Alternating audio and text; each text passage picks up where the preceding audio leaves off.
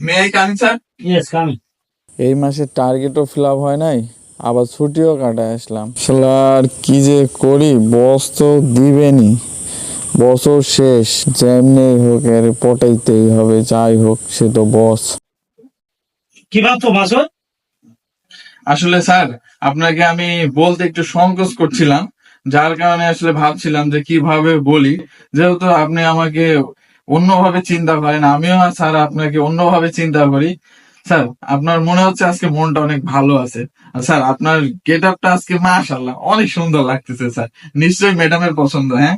Sir, আমি যে special ছুটিটা কাটালাম স্যার, হ্যাঁ, এই ছুটির জন্য স্যার আমার বাসা থেকে আপনার জন্য স্যার আমি একবারে ফ্রেশ কিছু খাবার নিয়ে আসছি, একবারে আমার গ্রামের বাড়ি স্যার।